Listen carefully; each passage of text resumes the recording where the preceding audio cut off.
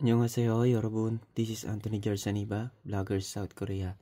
So in this lesson guys, isi-share ko naman sa inyo yung mga list ng vocabularies ng action verb. Ito ay essential na ginagamit natin palagi sa pang-araw-araw. So episode number 1. So 1 to 45. Okay? So sa mga gustong kumuha ng copy, mag-PM lang po kayo dito sa page natin or mag-comment lang po kayo dyan at bibigyan po natin lahat. Okay? So, ito yung number 1. Hindi ko na guys nilagyan ng Tagalog kasi mga basic English lang naman to. So, alam ko na alam nyo na yung mga Tagalog translate na to. Okay? So, number 1 yung hada, to do. Tapos yung number 2, kada, to go. 3, oda, to come. Number 4, Buddha, ay to see or to watch. Number 5 is mokta, to eat. Number 6 is mashida, to drink. Number 7, jada, to sleep. Ironada, to wake up, gumising. Number 9, gongbuhada, to study. Number 10, ikta, ay to read. Okay? Suda, ay to write. At number 12, dutta, to listen. At number 13 yung marada, to speak. Okay. Number 14 ay salda, to live. 15 chukta, to die, namatay, chukda. Number 16 ay utda, to laugh. 17 ulda, to cry. 18 kolda, to walk. 19 dwida, to run.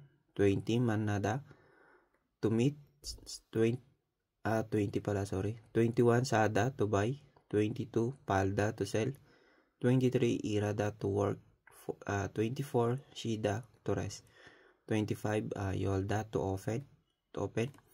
26 datta, to close. 27 tada, to ride. 28 gidarida, to wait. 29 beuda, to learn. 30 karuchida, to teach. 30 batta, to receive. 31 pala, sorry. 32 puneda, to send. 33 ikida, to win. 34 chida, to lose. 35 sayonghada, to use. 36 piryohada, to need. 37 mandulda, to make. 38 duwachuda, to help. 39 chongsuhada, to clean. 40 yurihada, to cook. 41 itta, ay to forget, nakalimutan. 42 kiyokada, to remember. 43 jilmunhada, nagkabaligtad guys, to ask a question. Yung 45 ay tedaphada, to answer. Tapos yung isa, yung nulda ay to play or to hang out. Okay? So yun guys yung 1 to 45 na vocabularies natin. Episode number 1. So may kasunod pa to guys. At napaka-importante na to guys na meron tayong copy ng ganito kasi magagamit natin to sa exam, sa lahat ng mga pwede nating paggamitan. Okay? So hanggang dyan lang guys. Salamat sa panonood. Thank you and God bless.